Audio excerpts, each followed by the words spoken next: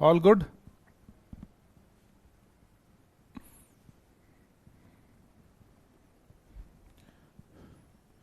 क्या होमवर्क था ये बताओ।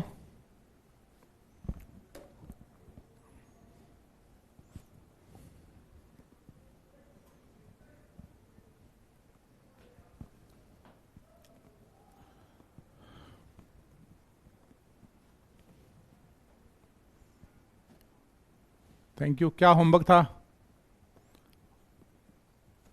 Good evening all of you. नमस्कार सबको। होमवर्क बता दो।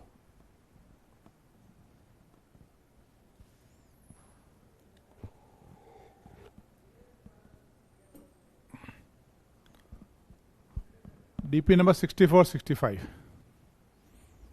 ठीक है युगांधर, वो ई बुक तब मिलेगी जब तुम मेरे वेबसाइट पे जाके नीचे ईमेल सब्सक्राइब कर लोगे तो ईमेल आएगा।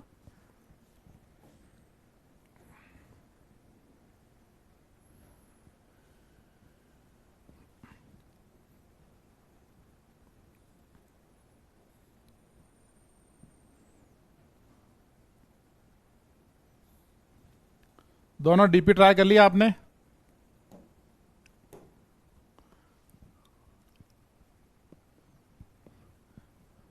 हाँ टेलीग्राम में ऑलरेडी है भाई, ये टेलीग्राम में ऑलरेडी डली हुई है। चलो क्वेश्चन थर्ड मीनिंग और आई वांट टीचर। सबसे पहले कोवेलेंट बॉन्ड देखो, हाई इलेक्ट्रोनेगेटिव हो तो ऑक्टेट और लेस इलेक्ट्रोनेगेटिव हो तो कोवेलेंट। 64 का थर्ड। हाँ तो सबसे पहले देख क्या होता है, जब मोर इलेक्ट्रोनेगेटिव होता है ना, मोर इलेक्ट्रोनेगेटिव एलिमेंट होते हैं तो फिर ऑक्टेट इंपॉर्टेंट होता है, फ्लोरीन नाइट्रोजन ऑक्सीजन। और सल्फर क्लोरीन वगैरह हो तो वहां पे क्या इंपॉर्टेंट है, मोर कोवेलेंट बॉन्ड। क्या फर्स्ट में क्या डाउट है? फर्स्ट में तो इजी है ना, double bond conjugation with double bond. Third में कौन सा डाउट है? नो डाउट डीपीपी इजी थी। हाँ ठीक है, प्रैक्टिस थी। Question third meaning, greater contribution मतलब क्या? What is the meaning of greater contribution? More stable RS resonating structure, more contribution in hybrid.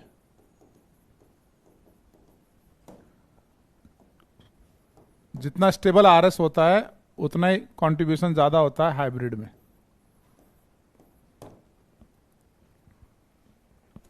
समझ गए? चलो आगे बढ़े।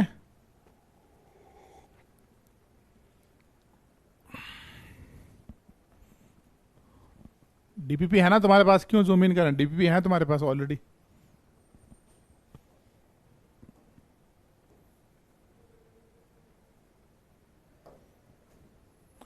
ठीक है चलो, ऑल डन। डीपी इजी था। चलो ठीक है।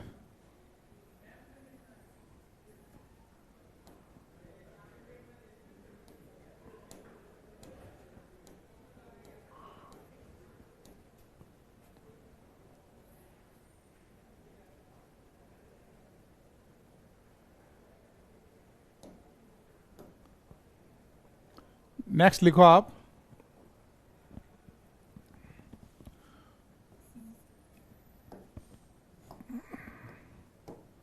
नेक्स्ट लिखो आप। हमको ये एक्सप्लेन करना है कि more alpha hydrogen in carbocation free radical and alkene, more alpha hydrogen in carbocation, free radical and alkene, more will be stability। यानी जितने ज्यादा अल्फा हाइड्रोजन होंगे इन तीनों में उतनी ज्यादा क्या होगी बताओ, स्टेबिलिटी। ठीक है, more alpha hydrogen carbocation, free radical, cations, free radical and alkene, more is the, more will be the stability. ये स्टेटमेंट नोट करके लिखो, डन वन।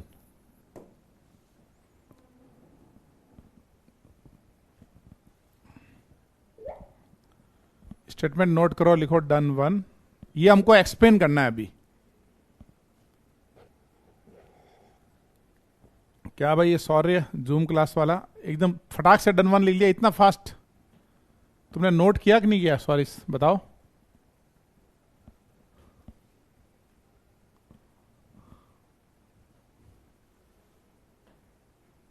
स्पीड तेज है इसका मतलब तुम्हारी, साथ ही लिख लिया। ओके वेरी गुड, ठीक है।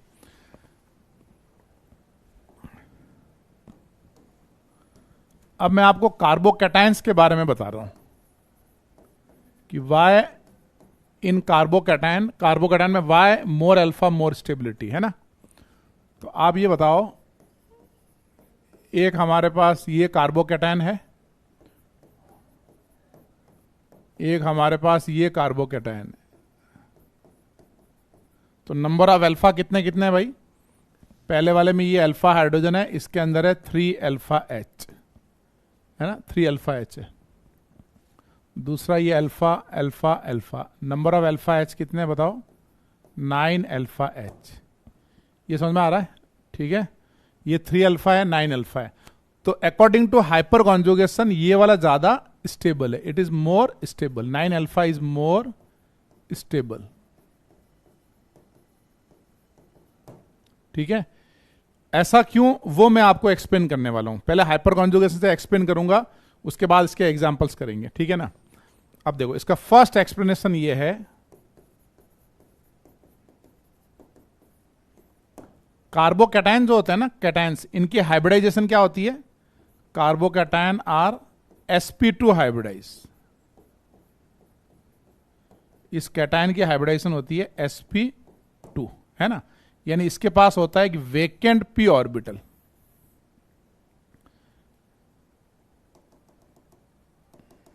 कार्बोकैटायन आर sp2 हाइब्रिडाइज, और इसके पास क्या होता है? एक वेकेंट p ऑर्बिटल। ये होता है वेकेंट p ऑर्बिटल।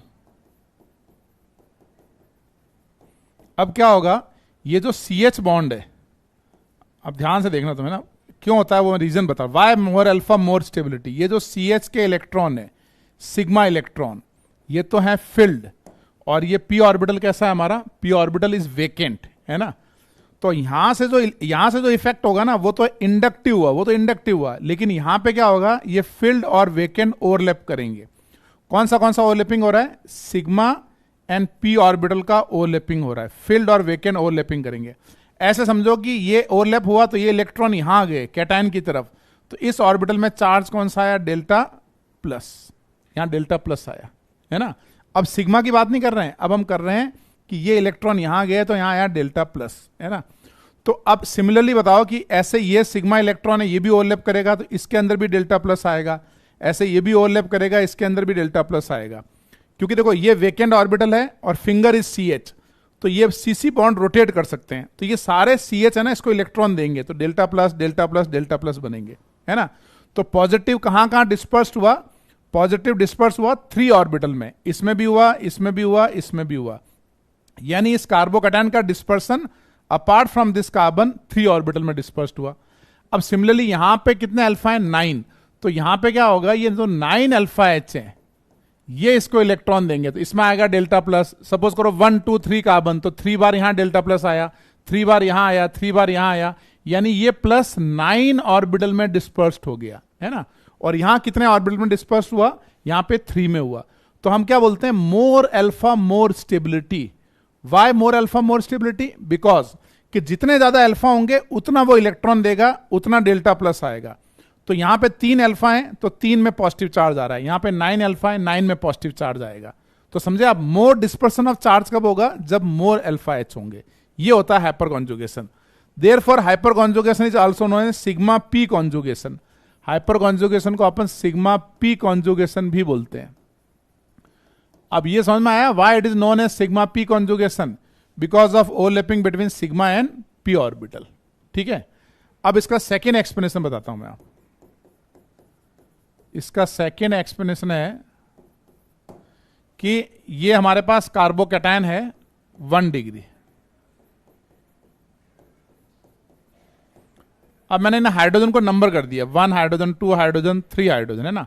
अब मैं बना रहा हूं how to draw hyper conjugating structures. Hyper conjugating structures कैसे बनाते हैं ना, हाउ टू, पहले आपको क्या करना है, सबसे पहले आपको क्या करना है, H1 निकाल देना है। यहां से क्या निकलेगा, H1, रिमूव H1, कैसे, in form of positive charge. तो ये पॉजिटिव चार्ज निकल गया, तो ये जो बॉन्ड पेयर है ना, ये यहां पाई बॉन्ड बना लेगा। H1 प्लस निकाला तो यहां नेगेटिव आया, नेगेटिव ने पाई बॉन्ड बना लिया, तो यह क्या बनेगा, H2, और ये क्या बनेगा, H3, और ये आएगा CH2। समझे आप, ठीक है। अब सिमिलरली मैं ये, जैसे ये H1 के इलेक्ट्रॉन यहां पाई बॉन्ड बना रहे हैं, वैसे मैं H2 भी तो निकाल सकता हूं, H2 प्लस, फिर ये पाई बॉन्ड बनाएगा, H3 प्लस निकाल सकता हूं, पाई बॉन्ड बनाएगा। तो यहां मैं लिखूंगा 3 हाइपर कॉन्जुगेटिंग स्ट्रक्चर बनेंगे। कितने स्ट्रक्चर बनेंगे, 3 हाइपर कॉन्जुगेटिंग स्ट्रक्चर। अब आप मुझे ये बताओ, इसके कितने हाइपर कॉन्जुगेटिंग स्ट्रक्चर बनेंगे, कमेंट में लिख के बताओ, इसके कितने हाइपर कॉन्जुगेटिंग स्ट्रक्चर्स बनेंगे। भाई इसके तो मैंने आपको एक्सप्लेन कर दिया, इसके बनेंगे 3 अल्फा H, इसके कितने हाइपर कॉन्जुगेटिंग स्ट्रक्चर्स बनेंगे। मैं लिखने का टाइम दूंगा पूरा, है ना, बस तुम कमेंट में लिखो how many hyper conjugating structures.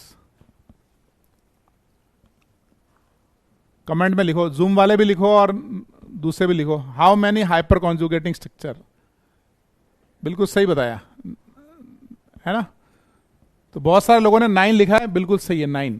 तो हम कहेंगे more hyper conjugating structure more is the stability. जितने ज्यादा अल्फा H होंगे उतनी ज्यादा उसकी क्या होगी, स्टेबिलिटी होगी। तो मैंने आपको 2 तरीके समझाए, this is the actual hyper conjugation, this is by hyper conjugating structures. समझ गया आप, ठीक है भाई। हर एक बार H1 H2 H3 3, इसके बनेंगे 9 hyper conjugating structure, hyper conjugating structures. ये जेई एडवांस का सवाल है, ठीक है। सवाल आया था सिंपल कि इसके कितने हाइपर कॉन्जुगेटिंग स्ट्रक्चर बनेंगे, तो जितने अल्फा हैं उतने कैटायंस में कितने बनेंगे, जितने अल्फा उतने हाइपर कॉन्जुगेटिंग स्ट्रक्चर्स, ठीक है। चलो अब मैं सारे पॉइंट के बाद में लिखने का मौका दूंगा। फ्री रेडिकल, अब मैं आपको एक्सप्लेन कर रहा हूं फ्री रेडिकल। तो फ्री रेडिकल में क्या होगा, ये एक रेडिकल और ये एक रेडिकल है ना। इसके कितने अल्फा H हैं बताओ, 9 अल्फा H। इसके कितने अल्फा H हैं बताओ, 3 अल्फा H। तो हम ये लिख दें, मोर अल्फा H मोर स्टेबिलिटी। इसमें भी क्या होगा, more alpha H more stability, ठीक है। अब देखना, इसका एक्सप्लेनेशन वापस समझते हैं। फ्री रेडिकल का हाइब्रिडाइजेशन क्या होता है भाई, फ्री रेडिकल, ये भी sp2, तो इसके पास होता है हाफ फिल्ड ऑर्बिटल, और यहां पे क्या होगा, CH का फिल्ड ऑर्बिटल। ये है फिल्ड, ये है हाफ फिल्ड। तो ये इलेक्ट्रॉन यहां जाएंगे, तो यहां क्या आएगा, डेल्टा डॉट, फिर यहां आएगा डेल्टा डॉट, ये डेल्टा डॉट। यानी ये इलेक्ट्रॉन कहां का डिस्पर्स्ड हुआ, इस CH में, इस CH में, इस CH में, इन 3 CH में डिस्पर्स्ड हुआ, ठीक है। अब एक चीज और, एक और तरीके समझते हैं, ठीक है। सेकंड, हाइपर कॉन्जुगेटिंग स्ट्रक्चर्स, ये H1 बना, H2 बना, ये H3 बना, और ये CH डॉट। तो हम क्या करेंगे, ये डॉट ने यहां बॉन्ड बनाया, इसने यहां बॉन्ड बनाया, और यहां से H3 डॉट निकल गया, है ना। तो H3 डॉट निकल गया, ये क्या बनेगा बताओ, H2 CH1 double bond CH2, और ये आ गया H3 डॉट। समझ रहे हो, है ना। तो फ्री रेडिकल जो बना है हमारा, ये फ्री रेडिकल से क्या होगा, अब कितने हाइपर कॉन्जुगेटिंग स्ट्रक्चर बनेंगे, 3। एक बार ये निकाला, एक बार ये निकाला, एक बार ये निकाला, और इसके कितने हाइपर कॉन्जुगेटिंग स्ट्रक्चर बनेंगे, 9, 3 3 9। तो अगेन क्या होगा, अगेन होगा more alpha hydrogen more is the hyper conjugating structures. एकदम सिंपल है, यानी यहां पे जो वेकेंट ऑर्बिटल है, ये सिग्मा इलेक्ट्रॉन के इस तरफ जा रहे हैं, वेकेंट की तरफ, तो यहां डेल्टा प्लस आ रहा है, डेल्टा डॉट आ रहा है। जैसे हमने कैटायंस में किया था, वैसे हमने क्या किया, अपने रेडिकल्स में किया। तो इसमें भी क्या होगा, more alpha H more stability लिखेंगे। थर्ड है हमारा एल्कीन। एल्कीन में क्या होगा, मोर ब्रांच्ड इज मोर स्टेबल। एक ये एल्कीन है, एक ये एल्कीन है, ठीक है। तो पहला वाले में क्या होगा, पहले वाले में क्या होगा, ये हमारा एल्कीन है, ये अल्फा अल्फा अल्फा अल्फा। पिछली क्लास में बताया था ना अल्फा कैसे काउंट करते हैं। तो कितने अल्फा एच हैं इसके? 12 अल्फा एच। इसके कितने अल्फा एच हैं बताओ? 3 अल्फा एच। तो हम ये कहते हैं more alpha H more stability. जितने ज्यादा अल्फा होंगे उतनी ज्यादा क्या होगी बताओ? इसकी स्टेबिलिटी होगी। ठीक है, अब कैसे इसको? एक तो अपन हाइपर कॉन्जुगेटिंग स्ट्रक्चर से समझें इसको। इसका बनाते हैं। अगेन क्या बनाएंगे? H1 H2 H3। तो इसका हाइपर कॉन्जुगेटिंग स्ट्रक्चर कैसे बनाना है? ये सिग्मा बॉन्ड यहां जाएगा, ये पाई बॉन्ड यहां जाएगा। तो इसको इसके लिए बोलते हैं नो बॉन्ड रेजोनेंस। ये बनेगा H1 डबल बॉन्ड CH, ये आएगा CH2 माइनस, ये आएगा H3 प्लस। ये समझ में आ रहा है आपको? H3 प्लस बन जाएगा ना। अब ये एक बार ये बॉन्ड शिफ्ट हुआ तो एक हाइपर कॉन्जुगेटिंग स्ट्रक्चर, फिर यहां से बनेंगे, यहां से बनेंगे। तो अब हम क्या कहेंगे? मोर number of hyper conjugating structure किसके बनेंगे? इसके बनेंगे। फर्स्ट वाले के मोर number of hyper conjugating structure बनेंगे। तो क्या होगा देखो, जब हाइपर कॉन्जुगेशन होता है ना, तो यहां जो सिंगल बॉन्ड है उसके अंदर कैसे आते हैं? Double bond. तो जब यहां हाइपर कॉन्जुगेशन होगा तो इस सब के अंदर डबल बॉन्ड कैरेक्टर आने लगेंगे, यानी सारे बॉन्ड क्या होने लगेंगे? स्ट्रांग होने लगेंगे। तो सारे बॉन्ड स्ट्रांग होंगे। कैसे स्ट्रांग हो रहे हैं? क्योंकि डबल बॉन्ड आ रहा है। तो स्ट्रांग बॉन्ड का मतलब उसकी स्टेबिलिटी बढ़ती जाएगी। तो अगेन आपको एल्कीन में ध्यान रखना है, more alpha H more is the stability of alkene. इसका एक और एक्सप्लेनेशन है मॉलिक्यूलर ऑर्बिटल थ्योरी से। वो बोलता है इसमें sigma and pi star antibonding का ओवरलैपिंग होता है। वो मैं एमओटी के बाद बताऊंगा आपको। पाई स्टार मतलब एंटी बॉन्डिंग पाई ऑर्बिटल्स। तो एल्कीन में कैसा होता है hyperconjugation? Sigma pi star. इसका एक्सप्लेनेशन बाद में समझेंगे। सेकंड एक्सप्लेनेशन कैसा होता है? More alpha H more is the stability, कि जितने एल्कीन के अल्फा होंगे उतने डबल बॉन्ड कैरेक्टर आ जाएंगे, इसमें स्टेबिलिटी बढ़ जाएगी। ये आपको इस तरीके से याद रखना है। अगर आप ये तीनों एक्सप्लेनेशन याद भी नहीं रखो, सिर्फ इतना ध्यान रखो कि more alpha H more is the stability of cation, free radical and more is the stability of alkene, तो भी आपके ज्यादातर क्वेश्चन जो हैं वो बन जाएंगे। डेफिनेशन के अलावा सारे क्वेश्चन बन जाएंगे। ठीक है, समझे आप? अब इसको लिखो और अच्छे से समझो एक बार। यहां से लिखो अच्छे से।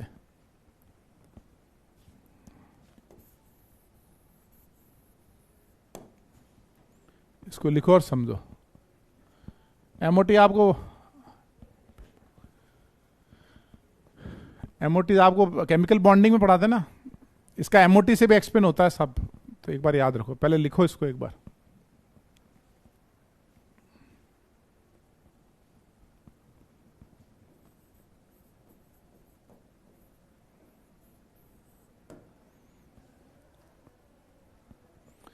एच इसलिए निकल गया, ये मैथमेटिकल एक्सप्लेनेशन है।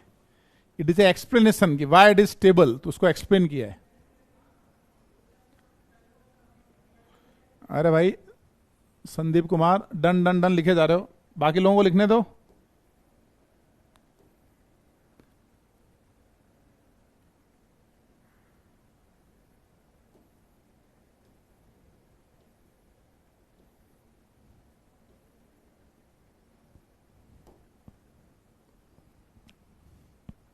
एमओटी नहीं पढ़ाया इसलिए अभी याद रखो। हाँ, इसलिए मैंने आपको एमओटी से थोड़ी एक्सप्लेन किया।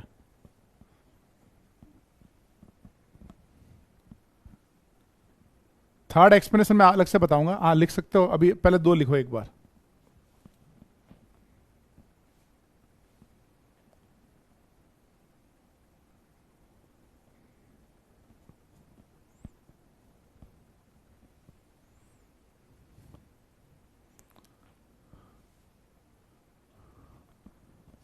पहले एक बार तीनों लिख लो, फिर मैं थर्ड एक बार बताऊंगा।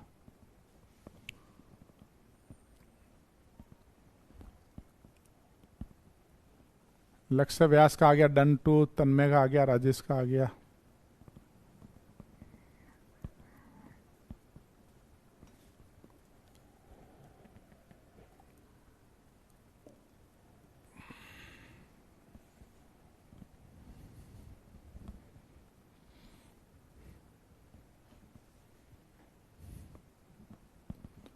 तन्मय तिवारी पहला वाला सही है। कार्बोकैटायन के ऊपर लिखा है सिग्मा पी कॉन्जुगेशन। ये sigma p orbital, sigma orbital and p orbital.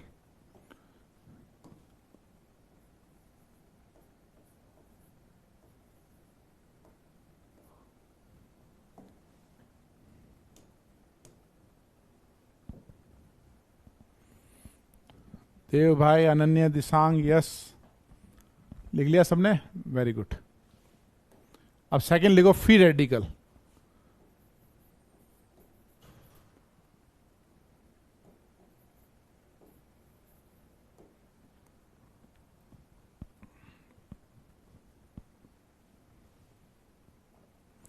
Book का होमवर्क रेहान, पहले अपन पढ़ लें पूरा जीओसी, डीपीपी लगा लें, सीट लगा लें, फिर अपन बुक लगाएंगे लास्ट में. सब कुछ खत्म करने के बाद बुक लगाना है.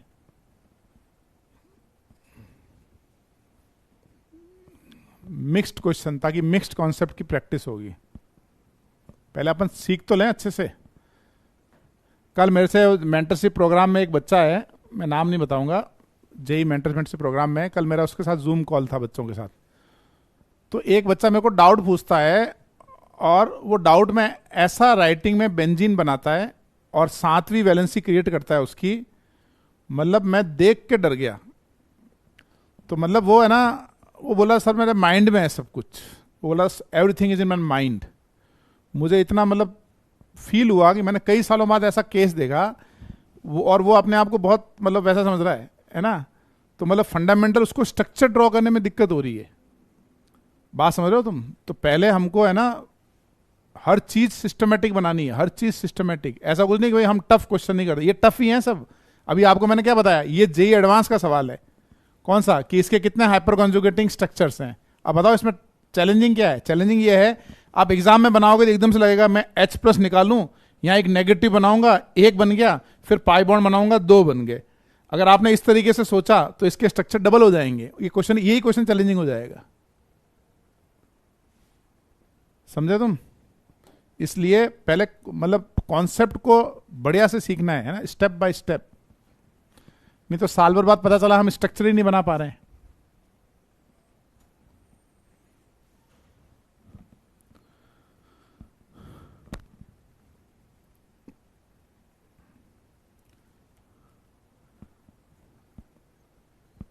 चलो पहले इसको अच्छे से लिखो, डन 3.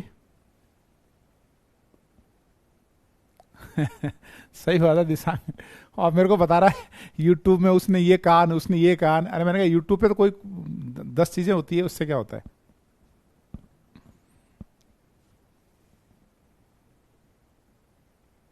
ठीक है, तन मैं आज ऐड कर दूंगा.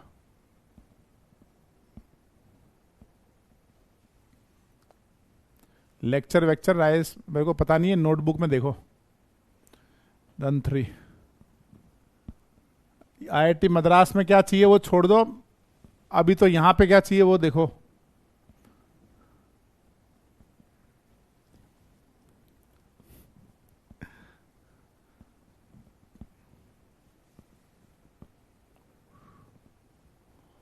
डन 3 हो गया भाई.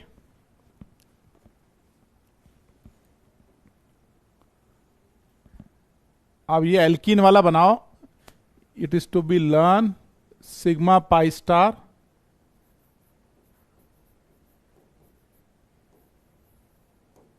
फिर बनाना है डन 4.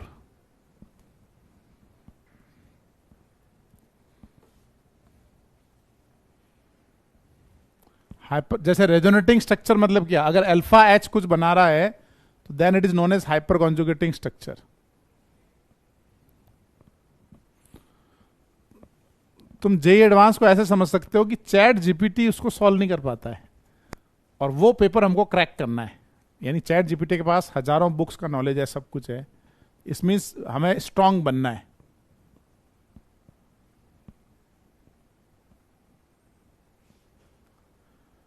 हाँ, हमको जेई लेवल का बनना है.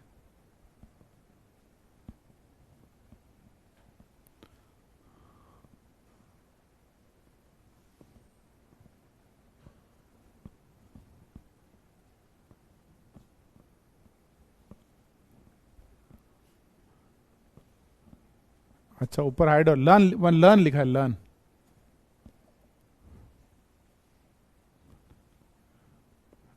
डन 4 हो गया।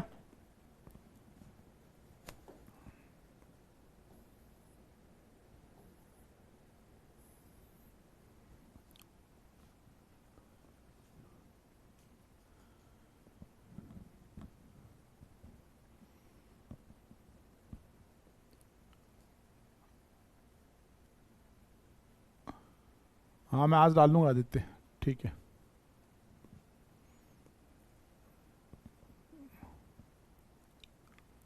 चलो डन 4 लिखो।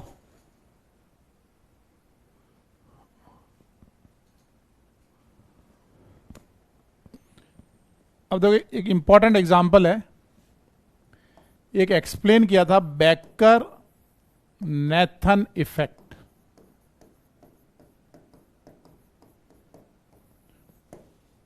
आपको बताना है कि compare electron density on phenyl ring. Compare electron density on phenyl ring, है नहीं? यानी आपको क्या करना है, एक टॉलीन है, एक इथाइल बेंजीन है, एक आइसोप्रोपाइल बेंजीन है, एक टर्सी ब्यूटाइल बेंजीन है ना? अब अभी बताओ, अब बताओ इसके अल्फा एच कितने होंगे बताओ। सबसे पहले अगर हम अल्फा काउंट करें तो ये अल्फा है, ये अल्फा एच है, ये अल्फा एच है, और यहां 0 अल्फा एच है ना? तो अगर मैं ये पूछूं कि भाई हाईएस्ट इलेक्ट्रॉन डेंसिटी किस में, on the basis of hyper conjugation. देखो हाइपर कॉन्जुगेशन कैसे होगा यहां पे, जैसे ये टॉलीन है ना, टॉलीन, टॉलीन का हाइपर कॉन्जुगेशन कैसे बनाओगे आप, H1 H2 और H3। तो ये H1 के सिग्मा इलेक्ट्रॉन यहां गए, यानी हम अल्फा H को रिमूव करेंगे ना, वो होगा हाइपर कॉन्जुगेशन। तो यहां क्या बनेगा हमारे पास, H2 H3, यहां आएगा नेगेटिव। तो बताओ इसने क्या किया, रिंग में इलेक्ट्रॉन डेंसिटी बढ़ा दी, H1 ने बढ़ा दी, प्लस यहां बनेगा H1 प्लस, ऐसी H2 ने बढ़ा दी, ऐसी H3 ने बढ़ा दी, है ना? H1 H2 H3 ने बढ़ा दी। तो अगर मैं हाइपर कॉन्जुगेटिंग स्ट्रक्चर देखूं, हाइपर कॉन्जुगेशन से देखूं, तो इलेक्ट्रॉन डेंसिटी का ऑर्डर क्या आना चाहिए, 1 greater than 2 greater than 3। More alpha H, more alpha electron will donate to the ring, more will be the electron rich. लेकिन अगर मैं इंडक्टिव से देखूं, इंडक्टिव, तो इंडक्टिव ज्यादा किसका होगा, मोर कार्बन मोर प्लस साई, इसका इंडक्टिव सबसे ज्यादा है। और हाइपर कॉन्जुगेशन देखूं तो इसका ज्यादा है। तो बेकर नेथन ने ये एक्सप्लेन किया था, बेकर नेथन ने क्या कहा था, बेकर नेथन ने एक्सप्लेन दैट कि इसमें ऑब्जर्व, ये एक्सपेरिमेंटल ऑब्जर्वेशन होता है, उसी को तो हम एक्सप्लेन करते हैं।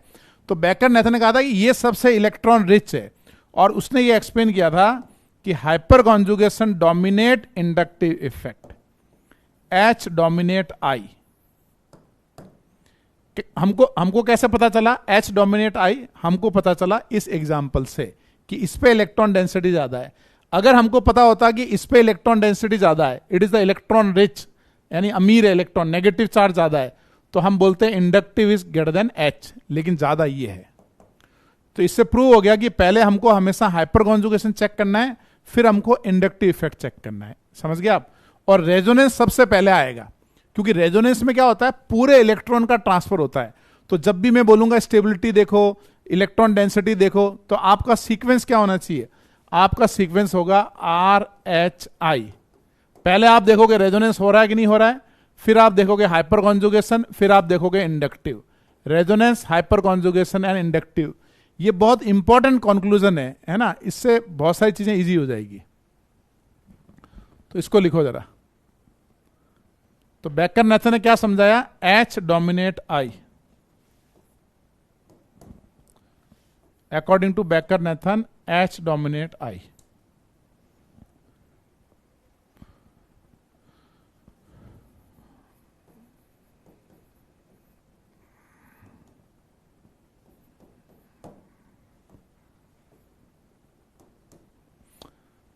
अंश अनीश कुमार सिंह सर, कोटा के रिचेस्ट कोटा के टीचर में आप आते हो सर। अच्छा ठीक है, thank you very much.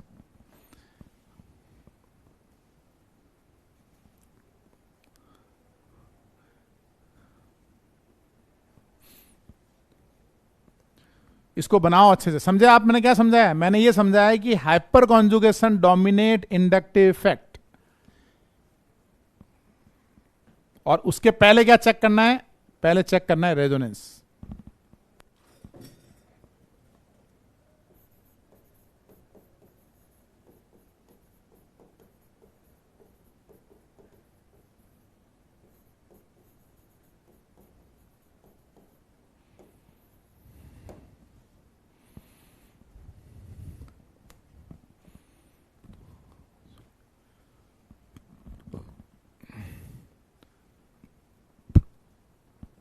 Shubham Mishra बोला आपके कांटेक्ट के, मेरे कांटेक्ट मेरे बच्चे हैं यार, पढ़ाए हुए बच्चे पूरी दुनिया में छाए हुए हैं।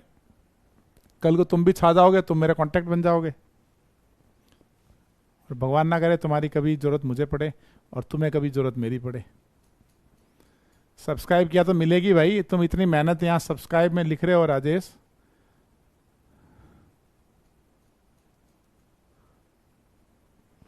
वो सैटरडे शाम को मिलती है, सैटरडे शाम को 6:30 बजे। 2 अल्फा होंगे तो 2 बार इलेक्ट्रॉन देगा, 3 अल्फा होंगे तो 3 बार सिग्मा इलेक्ट्रॉन देगा, 2 अल्फा 2 बार देगा, 1 अल्फा 1 बार देगा।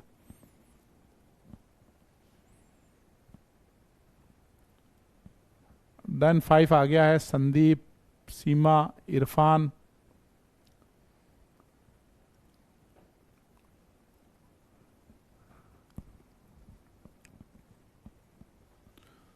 According to Baker Nathan effect H dominate I। ये इंपॉर्टेंट एग्जांपल है।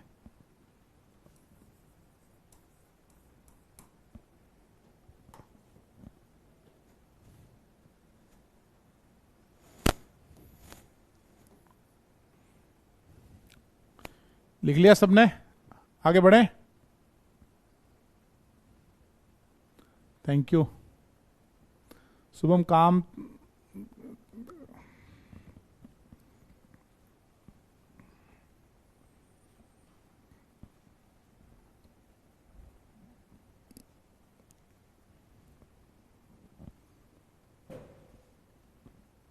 चलो अब इसका है ना एक एक्सप्लेनेशन और सुनो।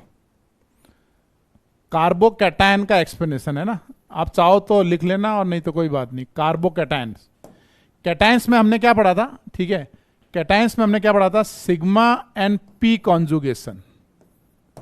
कैटायन में होता है सिग्मा एंड पी कॉन्जुगेशन, ये समझे आप, है ना? तो देखो हो क्या रहा है कि कार्बोकैटायन में हमने पढ़ा था ना कि कार्बोकैटायन में एक वेकेंट पी ऑर्बिटल होता है और यहां एक सिग्मा इलेक्ट्रॉन होते हैं, तो ये सिग्मा इलेक्ट्रॉन यहां जाते हैं, हमने ये तो पढ़ा है ना, सिग्मा इलेक्ट्रॉन यहां जाते हैं। तो यहां पे ये सिग्मा है और ये पी है। तो जब यानी ये वेकेंट ऑर्बिटल और फिल्ड ऑर्बिटल की जब ओवरलैपिंग होती है, overlap between filled and vacant orbital, तो होता क्या है कि 2 नए ऑर्बिटल बनते हैं ना, तो linear combination of atomic orbital. तो मतलब ये वेकेंट और फील्ड ओवरलैप करेंगे, 2 नए ऑर्बिटल बनेंगे। अब इलेक्ट्रॉन की फिलिंग यहां होगी, ये एनर्जी ड्रॉप हो गई बिकॉज ऑफ ओवरलैपिंग, और ये तो ड्रॉप हुई, इसकी वजह से क्या हुआ? स्टेबिलिटी बढ़ गई। तुम समझे मैं क्या समझाना चाह रहा हूं? फील्ड और वेकेंट ऑर्बिटल की ओवरलैपिंग हुई, 2 नए ऑर्बिटल बने, एनर्जी कंजर्व होती है, ऑर्बिटल कंजर्व होता है। पहले इलेक्ट्रॉन की फिलिंग यहां थी, ये एनर्जी लेवल है इस तरफ, अब इलेक्ट्रॉन की फिलिंग यहां होगी, तो ये ड्रॉप ऑफ एनर्जी हो गया, तो हम बोलेंगे बिकॉज ऑफ हाइपर कॉन्जुगेशन उसकी स्टेबिलिटी बढ़ गई। तो ये होता है एक्चुअल हाइपर कॉन्जुगेशन, है ना? तो याद रखो, कभी भी वेकेंट और फील्ड की ओवरलैपिंग होती है तो स्टेबिलिटी बढ़ जाती है। क्यों बढ़ जाती है? क्योंकि वेकेंट और फील्ड की ओवरलैपिंग होगी, नए ऑर्बिटल बनेंगे, तो जितनी एनर्जी इसकी बढ़ेगी उतनी कम हो जाएगी, है ना? 2 नए ऑर्बिटल बनेंगे तो ड्रॉप ऑफ एनर्जी हो जाएगा। ये बात समझे आप?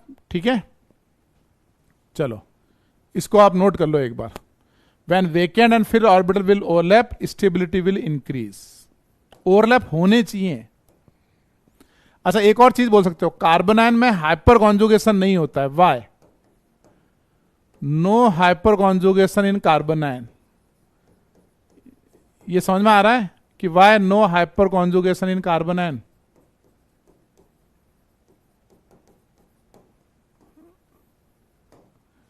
है ना? क्यों नहीं हो सकता? Why no hyperconjugation carbanion? क्यों नहीं हो सकता? कि कार्बन आयन मतलब यहां पे फिल्ड ऑर्बिटल होगा, अगर ये भी फिल्ड है ये भी फिल्ड है तो दोनों फिल्ड है तो ओवरलैप नहीं होगा, तो वहां पे कोई हाइपर कॉन्जुगेशन नहीं होगा। Got it? तो ये वाला एक नोट कर लो। अब इसके बाद करते हैं practice.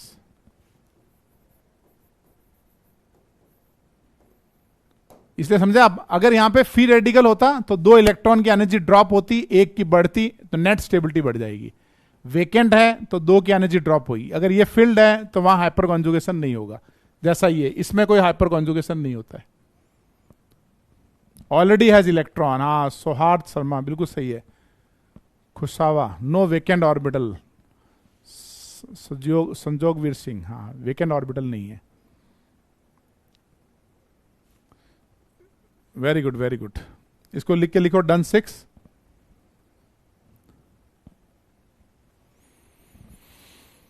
Sorry, no vacant orbital, good.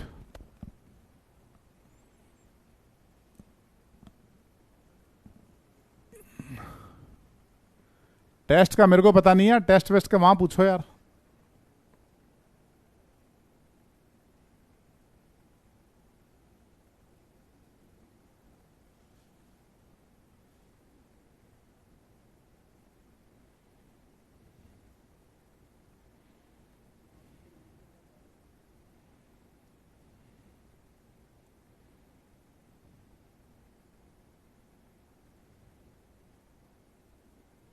हो गया? डन 6। वेरी गुड, ठीक है।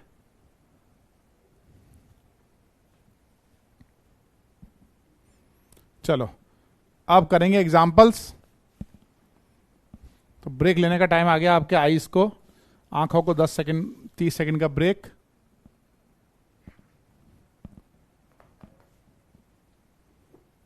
Close your eyes for 10 seconds, 15 second.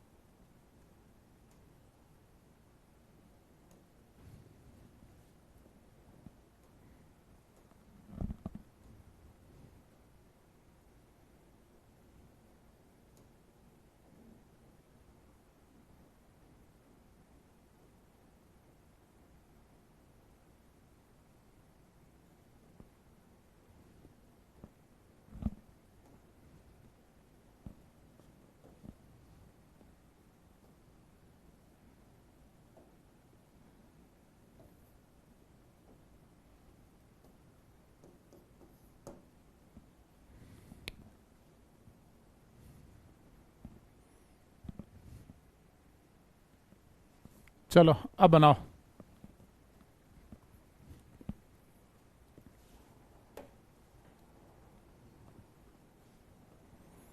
इनकी स्टेबिलिटी ट्राई करो, compare relative stability.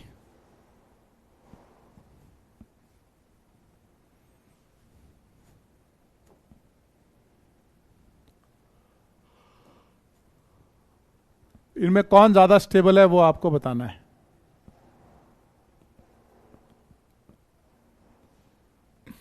Book try किए, इजी लगती है, हाँ बिल्कुल सर, कॉन्सेप्ट अच्छे होंगे तो इजी लगेगी वो, मतलब इजी नहीं, ठीक ठाक लगेगी।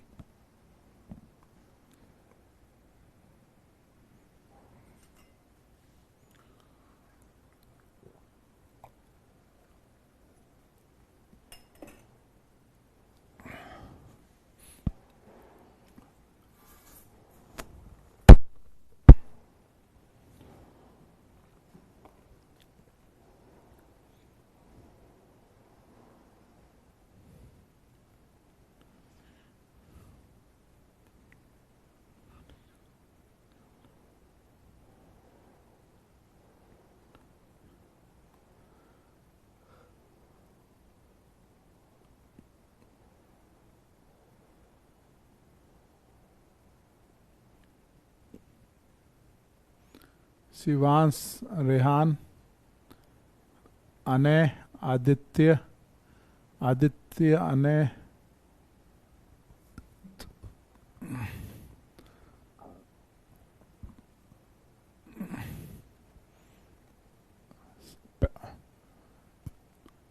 सौर्य, चेक करो प्रॉपर।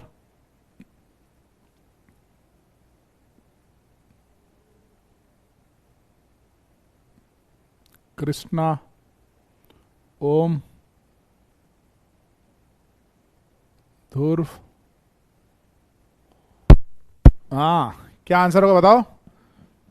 इसमें फर्स्ट, भाई रेजोनेंस नहीं हो रहा है, हाइपर कॉन्जुगेशन। इसमें भी फर्स्ट 5 अल्फा 0 अल्फा, इसमें भी फर्स्ट 7 अल्फा, नहीं 0 नहीं, सॉरी, कितने अल्फा है? 2 अल्फा, 7 अल्फा 1 अल्फा। इसमें भी first, more alpha more is the stability, सब में फर्स्ट आएगा।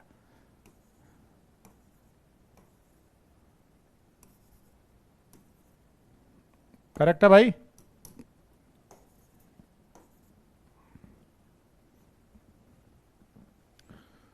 ठीक है, आगे चलें।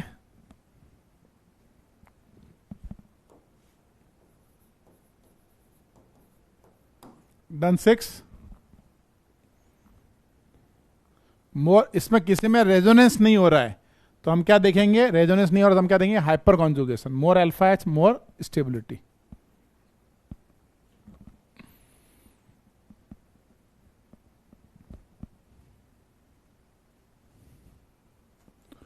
हाँ शिवानी, तुम्हारा भी सही था। ओके, देव भाई तुम्हारा भी सही है, गुड। अनिका, धूर, गुनित, प्रिंस, मृदुल, सीमा, गुड। चलो अब ये ट्राई करो।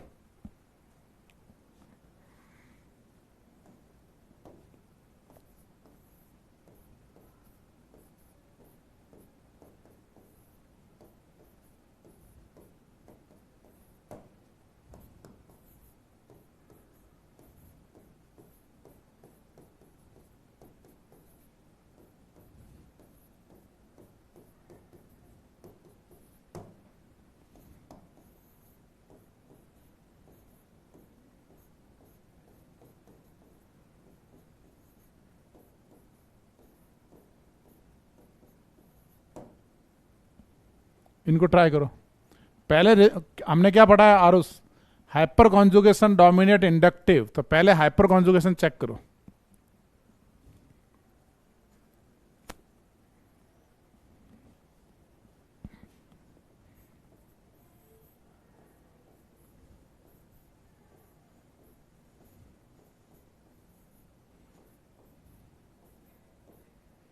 Hyperconjugation dominate inductive effect.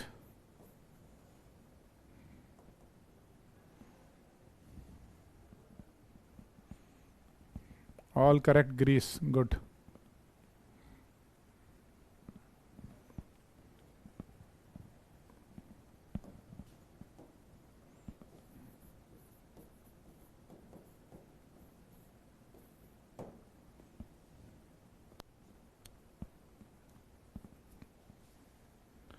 अच्छा, ई में कार्बोकैटायन नहीं बना हुआ है, ये कैटायन यहां एक।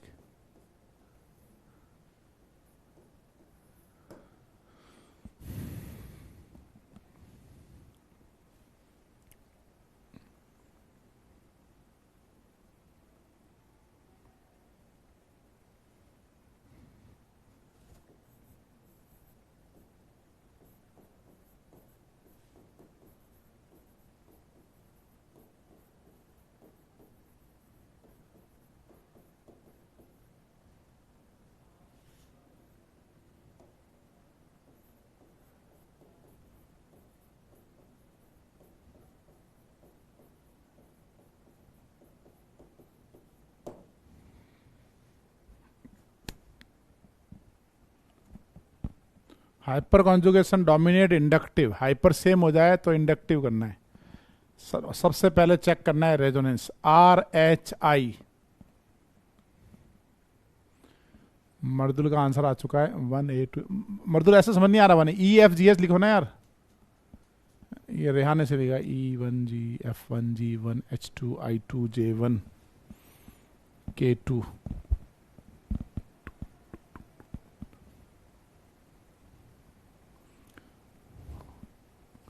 जैसे इलेक्शन में रिजल्ट्स आते हैं उसी तरीके से रुझान आने शुरू हो गए हैं।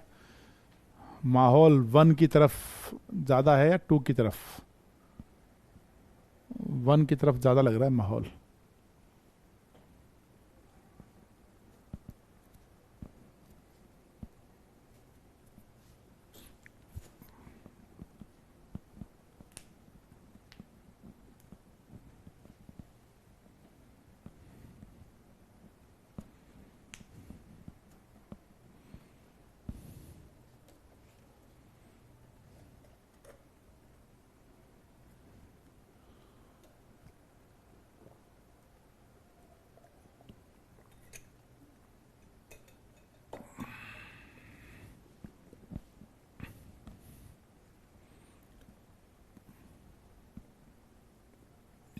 क्या रहेगा बताओ, बताएं क्या रहेगा इसका? इसमें फर्स्ट इज मोर स्टेबल है ना, 7 alpha and 5 alpha hydrogen. Second is more stable 3 alpha. Alpha देखा करो बस पहले, अगर हाइपर कॉन्जुगेशन हो रहा है तो अल्फा काउंट करना है, 6 अल्फा एच। जी में first is more stable 7 alpha H 1 alpha H, और एच में 1 is more stable than second. Why? Because it is resonance stabilise. ये रेजोनेंस स्टेबलाइज है ना। आई में कौन है? First, because it is resonance stabilise. J में कौन है? फर्स्ट। कैसे? रेजोनेंस हो रहा है, यस रेजोनेंस हो रहा है, रेजोनेंस हो रहा है, यस हो रहा है। तो रेजोनेंस के अलावा क्या है? Apart from resonance more alpha, तो फर्स्ट इज मोर स्टेबल है ना। के में क्या होगा बताओ? First, more number of R S, इसके बनेंगे 3 रेजोनेटिंग स्ट्रक्चर, कैटायन यहां पे, कैटायन यहां पे, यहां पे, और इसके कितने बनेंगे भाई? कैटायन यहां पे, कैटायन यहां पे, इसके बनेंगे 2 रेजोनेटिंग स्ट्रक्चर्स।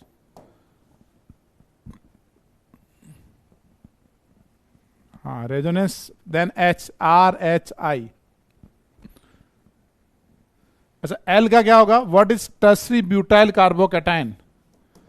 टर्सरी मतलब 3 डिग्री, ब्यूटाइल मतलब 4 कार्बन, तो 3 डिग्री एंड 4 कार्बन का कैटायन मतलब क्या हुआ? ये बना ना। कितने अल्फा एच हुए भाई? 9 अल्फा एच, ठीक है ना। सेकेंडरी ब्यूटाइल, सेकेंडरी मतलब 2 डिग्री, ब्यूटाइल मतलब 4 कार्बन, ये बनेगा, ये बनेगा हमारा 2 डिग्री, ये बनेगा हमारा 3 डिग्री। इसके 9 अल्फा है और इसके हैं 5 अल्फा एच।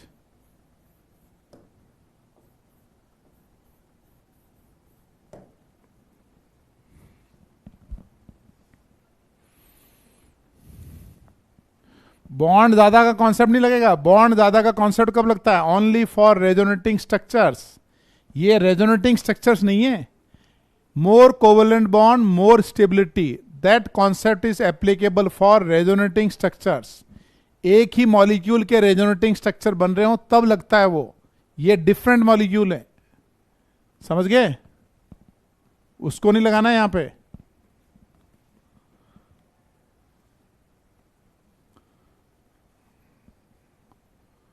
उत्सर्ग देवनाथ, ऑल करेक्ट, अच्छी बात है, गुड।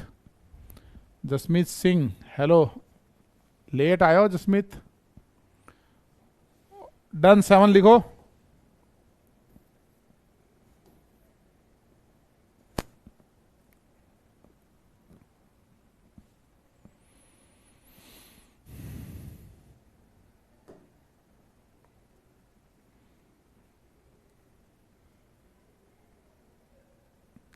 आगे बढ़े।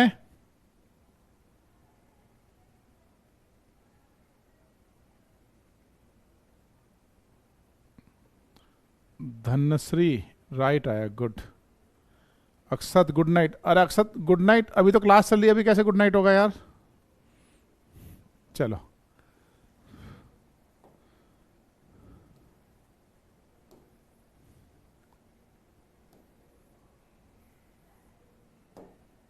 ये ट्राई करो, आगे उसका नंबरिंग कर दो।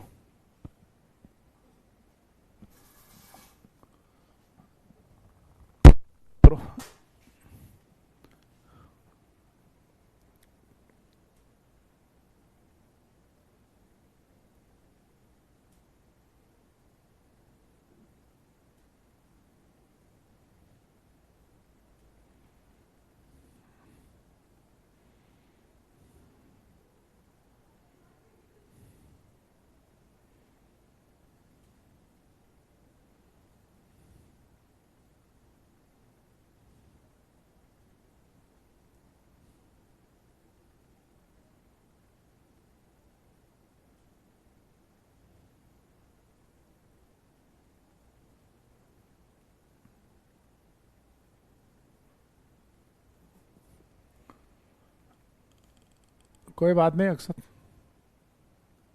अब कैटायन नहीं है, एल्कीन ले लिया हम, हाइपर कॉन्जुगेशन कहां लग, more alpha hydrogen in cation more stability, more alpha hydrogen in alkene more stability. तो जब कैटायन नहीं है तो एल्कीन को देखेंगे ना, पहले कैटायन को देखो, वो नहीं है तो एल्कीन को देखो।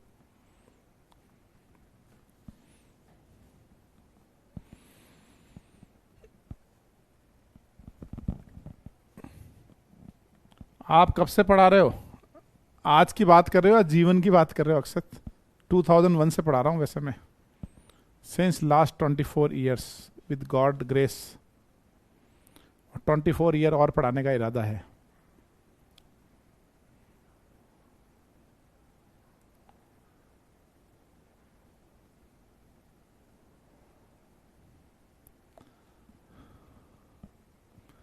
आंसर आने लग गए हैं, प्रीत, मयंक, रेहान। ओके,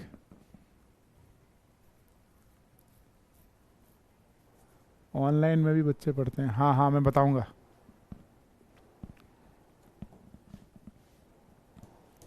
चलो फर्स्ट में क्या होगा बताओ? फर्स्ट में first is more stable, because ये एल्कीन है ना, पहले हमेशा चार्ज को देखना है, पहले कैटायन को देखना है, कैटायन नहीं है तो एल्कीन को देखना है। अल्फा अल्फा अल्फा अल्फा, तो ये होंगे 10 अल्फा एच, सब में आपको अल्फा भी लिखना है, 3 अल्फा एच, रीजन भी लिखना है। सेकंड में क्या होगा? This is more stable, 4 alpha H, 2 यहां पे 2 यहां पे, 2 alpha 2 alpha 3 alpha, 7 alpha H. Third में क्या होगा बताओ? अल्फा अल्फा अल्फा, ये होगा 9 अल्फा एच, ये होगा 1 alpha H. First is more stable. Fourth में क्या होगा बताओ? ये अल्फा, यानी ये होगा 4 अल्फा एच, और ये alpha alpha alpha alpha 8 alpha H.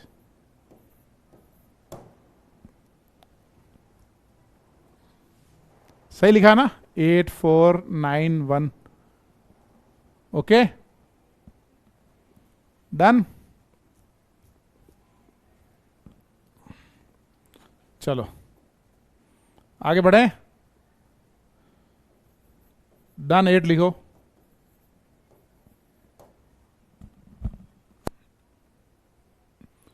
Please so last slide. अभी आयो लगता है क्लास में तुम हैं? ये भी यार एक फीचर होना चाहिए वैसे कि कौन सा बच्चा एंटर कब कर रहा है।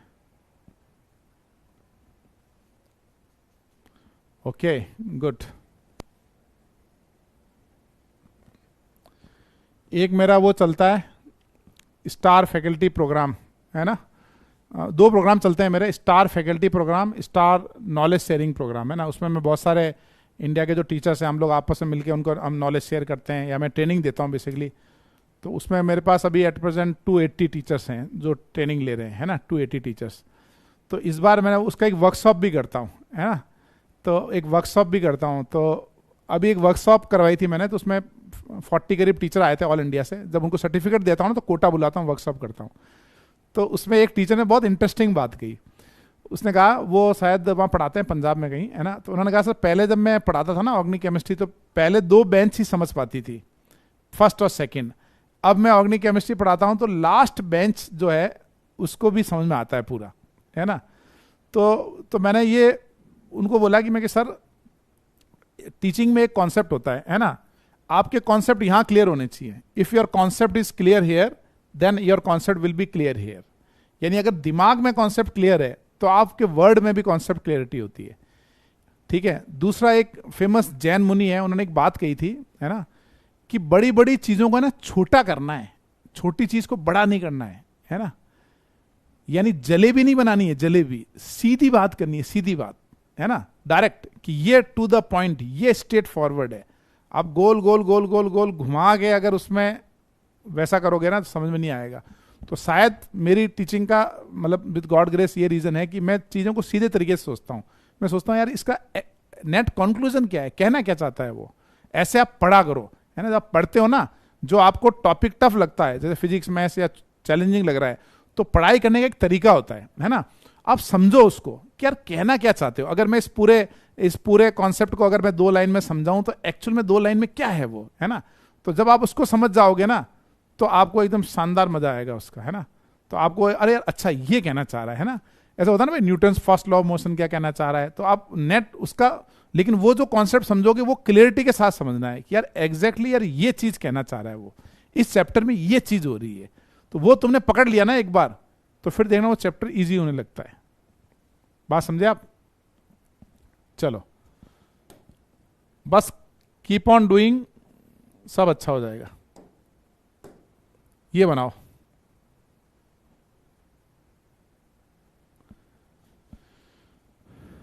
जेई की पढ़ाई इज ए रोलर कोस्टर, आपको ट्राई करता रहना है. 11th में फिजिक्स टफ लगेगी, 12th में हो सकता है मैथ्स टफ लगे, इट्स ओके. समरी फाइंड करनी चाहिए, दैट्स रेहान. और वर्ड का मतलब भी पता करना चाहिए कि भाई ये वर्ड का मतलब क्या है. What is the word symmetry mean.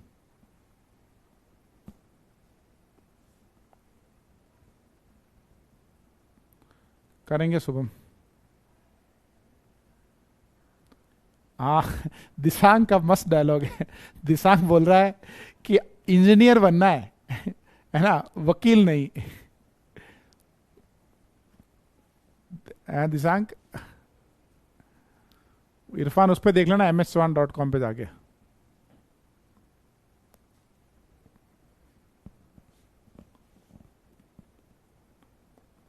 नहीं नहीं ऐसा कुछ नहीं यार, कोटा में नहीं पढ़ रहे हो, ऐसे पढ़ रहे हो, एक ही बात है.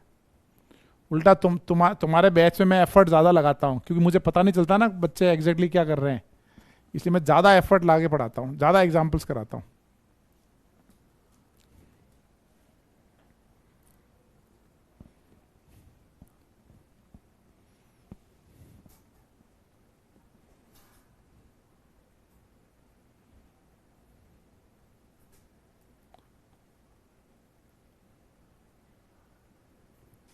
ट्वेल्थ सेम है.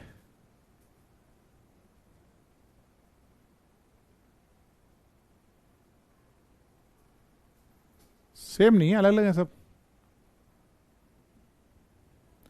शिवांश झा का आंसर आ गया.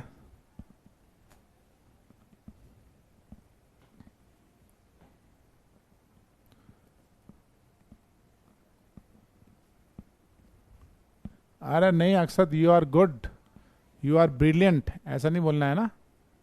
तुम बहुत अच्छे हो, रोज बोलना है I am good, I am good. Online से जेई होगा भी और रैंक भी आएगी, तुम्हारे बैच से आएगी.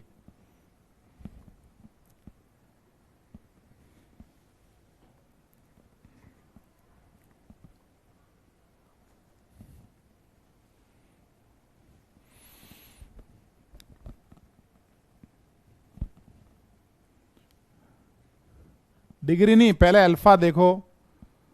अल्फा हो गया ना, डिग्री तो एक जनरल टर्म हो गया.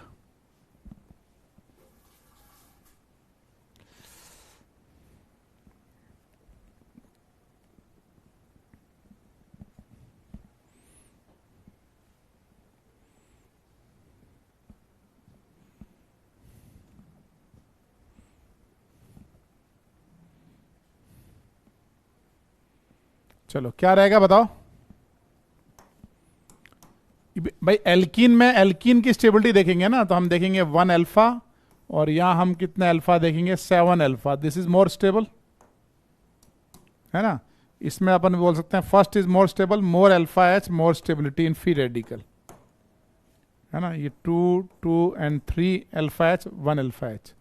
इसमें हम क्या देखेंगे, इंडिविजुअल के अल्फा, जैसे इस एल्कीन के लिए ये अल्फा है, इस एल्कीन में 10 अल्फा एच है। सिमिलरली इस एल्कीन के लिए ये 4 अल्फा एच, ये कॉमन है, ये दोनों कार्बन दोनों में कॉमन है। ऐसे हम यहां पे एल्कीन में कैसे देखेंगे बताओ, ऊपर वाले एल्कीन के 3 2 1 6 अल्फा और यहां के हैं 3 अल्फा। तो आपको 2 एल्कीन है और रेजोनेंस में नहीं है तो इंडिविजुअल के अल्फा देखो, 10 4, इसके हैं 6 2 6 3, ये ज्यादा स्टेबल है। More alpha H more stability. Thank you Madhur. चलो 8th में क्या होगा, अल्फा अल्फा अल्फा, ये होगा 12 अल्फा एच, और ये यहां पे क्या होगा, अल्फा अल्फा, ये कितने होंगे 4 alpha H. This is more stable.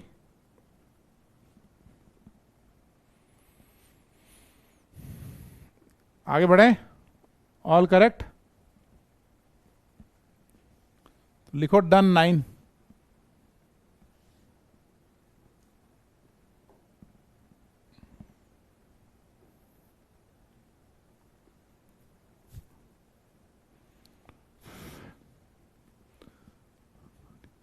हाँ यति जाला का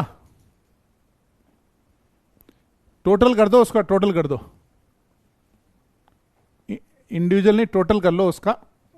अगर वो टोटल अगर सेम आता है तो फिर वो हाइपर कॉन्जुगेटिंग स्ट्रक्चर बनाने पड़ेंगे।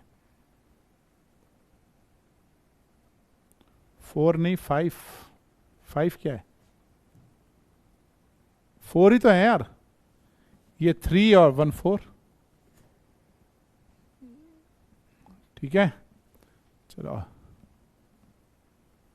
हाँ ये हुई ना बात, अक्षत सिलेक्शन के बाद अक्षत रसमलाई खाएगा साथ में, गुड। ये बनाओ 9 10 ट्राई करो फटाफट।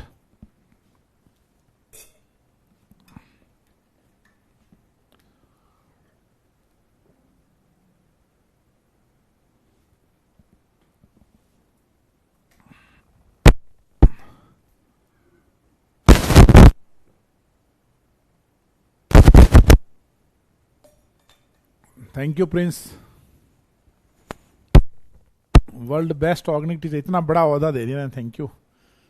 मेरा एम यही है कि दुनिया को, इंडिया में ऑर्गेनिक केमिस्ट्री को इजी वे में कंसेप्चुअल अच्छे से कैसे पढ़ाया जाए।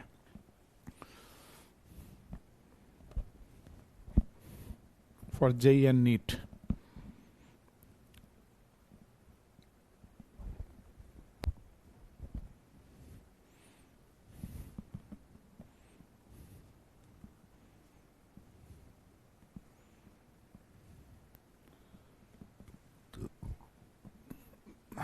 नाइन्थ का क्या होगा बताओ। सिस मतलब होता है two group on same side, same side जब होता है ना of pi bond, across pi bond same side तो सिस। और ये ट्रांस मतलब होता है ऑपोजिट साइड। ये आइसोमेरिज्म है, ज्योमेट्रिकल जो अपन पढ़ेंगे आगे। सिस मतलब सेम साइड, ट्रांस मतलब ऑपोजिट साइड। वैसे नाइन्थ का बताओ, नाइन्थ का क्या होगा, नाइन्थ का आंसर बोलो। नहीं 10th का मैं बताऊंगा, नाइन्थ बताना है। नाइन्थ में होगा second is more stable. Why? Because double bond conjugation with double bond, यानी it is a resonance stabilise.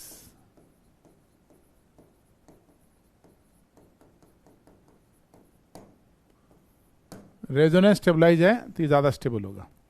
10th में देखो, ये हमारा सिस है, ये हमारा ट्रांस है। सिस ट्रांस मतलब सेम साइड सिस, ट्रांस मतलब ऑपोजिट साइड। इसके कितने अल्फा एच हैं? Alpha alpha 6 alpha H. इसमें भी कितने अल्फा एच हैं बताओ? 6 अल्फा एच। तो trans is more stable. Why? क्योंकि ये जो बड़े ग्रुप है ना, ये आपस में रिपेल करते हैं, ये रिपल्सन होता है। इस रिपल्सन को बोलते हैं स्टेरिक रिपल्सन। स्टेरिक रिपल्सन मतलब repulsion due to their size, steric repulsions होते हैं। तो कौन सा ज्यादा स्टेबल हुआ भाई? Trans is more stable than cis. Why trans is more stable than cis? Because of steric repulsion. समझ में आ रहा है?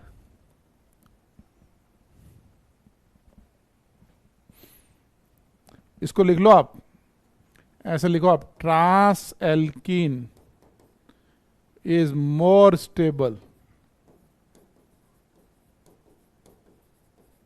देन सिस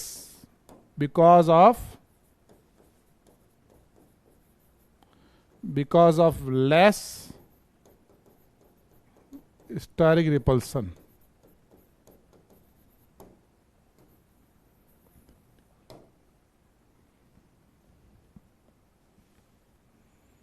वी तक हो गए? ABCDEFGHIJ क्विज होंगे 2, ABCDEFGHIJKLMNOPQRSTUVWXYZ। ऑल इंडिया रैंक 1 की खूबी बताओ। वैसे मैं एक खूबी बता दूं IIT प्रिपरेशन के बच्चों की, वो एक तो हमको स्ट्रिक्टली फॉलो करते हैं, दूसरा चीजें पूछते नहीं है वो आसानी से। जैसे ना आज का लेक्चर, जैसे हमारा लेक्चर जब होता है ना, तो हमारा लेक्चर जब होता है तो कोई सिंगल वर्ड नहीं पूछ सकता जब हमारा थ्योरी पढ़ा रहे हैं, है ना। No one can ask anything, just आपको जो बता रहे हैं वो सुनना है, समझना है, घर जाके रीडिंग लगानी है, और अगली क्लास में कोई डाउट है तो पूछना है। समझ गया आप? ठीक है ना। तो मतलब, और बच्चों को कभी भी 2 बार लेक्चर देखने को नहीं कहा जाता, 1 बार देखना है, उसको समझने की ट्राई करना है, घर जाओ फिर नेक्स्ट टाइम पूछो। तो आप क्या ना खुद का दिमाग चलाओगे। अगर आपने कोई चीज़ देखी और ये नहीं आया, तुरंत आने लगा, ये आया नहीं मेरे को, ये नहीं आया, तो वो IIT की प्रिपरेशन थोड़ी हो रही है भाई, है ना।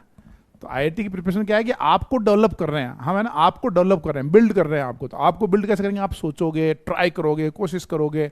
वो नहीं होता एक दीवार है ना, मोटी दीवार है ना, मोटी दीवार है, तो मोटी दीवार है तो एक हथौड़ा जोर से मारा तो नहीं टूटी। तो आप इधर कहोगे सर मैंने जोर से हथौड़ा मारा, दीवार नहीं टूटी, ऑब्वियसली नहीं टूटेगी भाई। रोज मारना है हथौड़ा, ऐसे रोज मारना है उसको, रोज मारोगे तो क्या होगा, एक दिन ऐसा आएगा कि वो दीवार टूट जाएगी, यानी वो दिन होगा JEE एडवांस का। तो इसलिए हमको रोज तैयारी करते रहना है, दैट इज इंपॉर्टेंट थिंग, है ना। और आप बहुत अच्छे हो। अच्छा, एक और इंटरेस्टिंग चीज बताता हूं, कभी ये मत सोचना कि यार मैं दिमाग कम है मेरा, या मैं थोड़ा स्लो सोचता हूं, या बाकी कोई IQ ज्यादा है, वैसा है। जितने लोग हैं, जितने जो मैंने पढ़ाए अपने कैरियर में बच्चे, है ना, तो मुझे एग्जैक्टली पता नहीं, लेकिन 30-40 हज़ार तो IITian होंगे, 30-40,000 तो होंगे कम से कम। तो मेरा कहने का मतलब ये है कि मैंने कभी ऐसा नहीं देखा कि कोई बच्चा बहुत एक्स्ट्रा ऑर्डिनरी है ना। एक दो बच्चे थे जो बहुत जल्दी समझते थे, एक्स्ट्रा मतलब वो जो बोल रहे हैं ना हम कॉन्सेप्ट, वो समझ रहे हैं, है ना। क्यों पढ़ रहा है वो, ज्यादा समझ क्यों रहा है? बिकॉज उसका सारा वर्क पूरा है, वो हर चीज कर रहा है, रेगुलर कर रहा है, कंसिस्टेंट भी मेंटेन कर रहा है। तो इसलिए उसको चीजें जल्दी समझ में आ रही है ना। ऐसा नहीं कि उसका माइंड ज्यादा एब्जॉर्ब कर रहा है, माइंड आपके जैसा ही है। आप 5 घंटे पढ़ रहे हो, दूसरा 4 घंटे पढ़ रहा है, तो ऑब्वियसली वो दूसरा वाला आपसे कम पीछे रहेगा। तो IQ ऐसा इंटेलिजेंस नहीं होती, इंटेलिजेंस बनानी पड़ती है। जब आप बहुत सारी चीजें जान जाओगे तो इंटेलिजेंस बन जाएगी। इसको ऐसे समझ सकते हो कि जैसे आपको यहां से कोटा से जयपुर जाना है, आपको सारे रास्ते पता है। मैं कोटा से जयपुर एक बार हाईवे से भी गया हूं, ट्रेन से भी गया हूं, साइड रोड से भी गया हूं, साइकिल से भी गया हूं, पैदल भी गया हूं। तो आपको जब पूछेंगे कोटा से जयपुर जाना है, तो आप कहोगे यस, क्योंकि आपने सारे तरीके की चीजें अटेम्प्ट की हुई है, सारी चीजें कर रखा है। तो वैसे ही JEE की तैयारी में होता है, हर टाइप का क्वेश्चन, हर टाइप का कॉन्सेप्ट आपने अच्छे से कर रखा है, उसकी प्रैक्टिस कर रखी है, उसके टेस्ट दे रखे हैं, उसकी बुक कर रखी है, तो आप डेवलप हो जाओगे धीरे धीरे, है ना। और सबसे इंपॉर्टेंट चीज है कि JEE एडवांस में सेल्फ डेवलपमेंट बहुत धीरे धीरे होता है और हमको पता भी नहीं चलता है। जैसे मसल्स बनती है ना बॉडी में, मसल्स, तो पहले आप जिम जाओ, आप है ना 1 महीने तक जिम जाओ, आपको लगेगा यार मेरे यहाँ से ये मसल जो है ना, ये मसल मेरे तो बन रही है, ऐसा आपको दिखेगा, हाँ यार मेरे तो मसल बन रही है। लेकिन ये आपको कुछ दिनों बाद दिखाई देगी। पहले क्या होगा, आपको अंदर ही अंदर लगेगा कि बन रही है मसल, बाहर नहीं दिखेगी। ऐसे ही हमारे कॉन्सेप्ट और पढ़ाई का डेवलपमेंट होता है। पहले आपको लगेगा मैं इतना टाइम से पढ़ रहा हूं, मेरा डेवलपमेंट नहीं हो रहा होता है, वो अंदर ही अंदर डेवलप हो रहा है। अगर आप पढ़ रहे हो, आप लेक्चर देख रहे हो, आप सेल्फ स्टडी कर रहे हो, DP शीट बना रहे हो, बुक बना रहे हो, इसका मतलब आप तैयारी कर रहे हो, सब बिल्ड हो रहा है। लेकिन उसका जो ट्रांसफॉर्मेशन होगा ना, उसका जो कन्वर्जन होगा, कि ऐसा नहीं होगा 1 महीने ये चैप्टर पढ़ा इसी बार नंबर आए, हो सकता है इस चैप्टर को रिवाइज करने के बाद नंबर आए, हो सकता है 3 टेस्ट बाद आए, हो सकता है 11th में आए, फायदा जरूर मिलता है ना। तो सबसे इंपॉर्टेंट क्या है कि वो बच्चों को यूँ लगता है कि यार मैं तो 2 महीने पढ़ा, मेरा कुछ हुआ ही नहीं, कोई बात नहीं, अभी नहीं है तो आगे होगा उसका, है ना, होता जरूर है। मैंने ये देखा है कि भाई जितने जो ट्राई करते हैं ना, जितने जो कोशिश करते हैं, उन बच्चों का हो जाता है, सिलेक्शन हो जाता है। आईआईटी का सिलेक्शन इजी है, रैंक लाना टफ है, ये कोटा से सीख लो। कोटा में इतने सिलेक्शन हो जाते हैं, क्यों हो जाते हैं? क्योंकि बच्चे पढ़ते हैं 2 साल तक। समझ गए भाई? चलो, सीक्रेटली क्या सो गया यार? बाइसेप तो मतलब मैंने बाइसेप की एक्सरसाइज में ज़्यादा नहीं करता, मैं स्विमिंग करता हूँ ना, उससे बन गए होंगे, स्विमिंग से बनते हैं ये। ठीक है, सीक्रेटली क्यों सो करेंगे? अभी 75 डे चैलेंज होगा, दिखा देंगे बॉडी। अभी मैंने बॉडी बनाने का सोचा नहीं है, अभी तो मेरे को आयरन मैन करने हैं। क्योंकि मेरे को देखो, मेरे को है ना, अब मैं सोचता हूँ कि अगर मैं पहली बार आयरन मैन में फेल नहीं हुआ होता ना, तो मैं इतना आयरन मैन करता ही नहीं। तो अब मेरे को आयरन मैन बड़ा इंटरेस्ट आता है। तो इस बार मेरी मदर से बात कर रहा था, मेरी मम्मी से, तो मेरी मम्मी ने बोला कि एक तो चारे वाला जो मैं शुरू किया ना, 1 सब्सक्राइबर इक्वल टू 1 हरे चारे की पूली, वो मेरी मदर के कहने पे चालू किया। एक्चुअल में मैं कर रहा था कि बच्चों को, है ना, मेरे रोड स्कूल में मजदूरों के बच्चों को भी पढ़ाते हैं, वैसे हमारे ट्रस्ट के थ्रू हम 10 काम करते हैं। एंड मैं इसलिए बता रहा हूँ कि लोगों को शायद मतलब लोगों को लगता है कि मैंने पहली बार किया है ना। तो हम लोग अपने एनजीओ में, राज कंवर मेरी मदर का नाम है, भंवर सिंह जी मेरे पिताजी का नाम है, तो राज भंवर वेलफेयर ट्रस्ट मेरे मदर फादर के नाम पे है। और हम लोग 2012 से ऑफिशियली वर्क कर रहे हैं रजिस्टर्ड ट्रस्ट से, और वैसे 2004 से काम कर रहे हैं हम। 4 से 12 तक गुप्त दान था। फिर मेरे को एक सीएनए चार्टर्ड अकाउंटेंट ने समझाया कि नहीं, आप प्रॉपर एनजीओ बनाओ। तो प्रॉपर एनजीओ बना के फिर उससे कर रहे हैं, है ना। और ये सब वीडियोस वगैरह इसलिए डालने पड़ते हैं बिकॉज एनजीओ जब बनता है तो आप उसमें पैसा डालते हो, फिर आप गवर्नमेंट में जब बताते हो तो आपको प्रूफ होना चाहिए कि आपने पैसा कहाँ खर्च किया, उसका एविडेंस होना चाहिए। तो अब मेरे 2 टास्क हैं। एक टास्क है 10 लाख चारा, हरे चारा गायों को देना है, और दूसरा टास्क है मेरा 1 लाख मजदूरों के बच्चे मेरे को पढ़ाने हैं, है ना, 1 लाख। और अभी से उसमें 400 हुए हैं, 400 पढ़ाए मैंने नहीं पढ़ाए, ऊपर वाले ने पढ़ाए। मैं चाहता हूँ कि जितने मजदूर हैं उनके जो मतलब झोंपड़ी में बच्चे रह रहे हैं, जो पढ़ नहीं पा रहे हैं, उनको बेसिक एजुकेशन देनी है। तो इसके लिए मुझे तुम्हारा सपोर्ट चाहिए, है ना। तुम साथ खड़े रहोगे, जिस भी तरीके से तुम सपोर्ट कर सकते हो सपोर्ट करना, ताकि अपन जल्दी जल्दी पहुंचे। ठीक है। एज का क्या करना भाई? Age is just a number.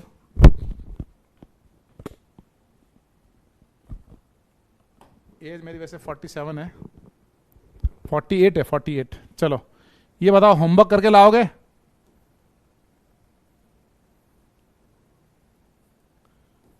तो होमवर्क में आप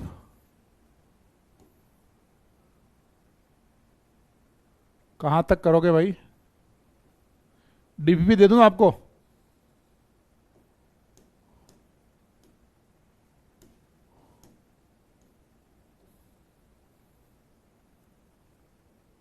कौन सा डीपी बनाया था आपने? 64 बना लिया।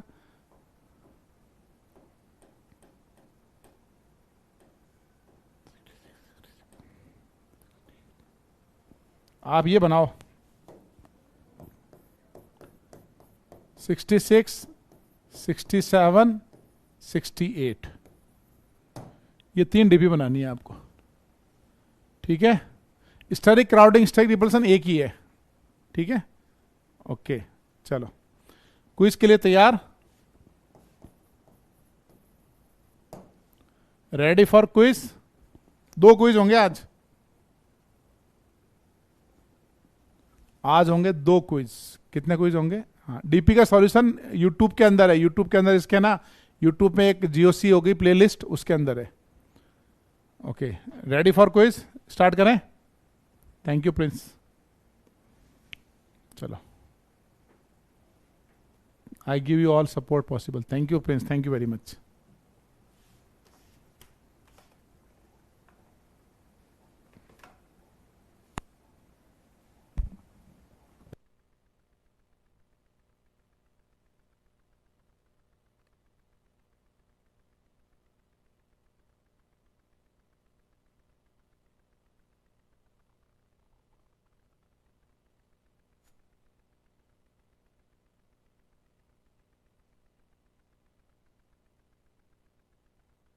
पीछे वाले का आंसर कैसे दिखाया?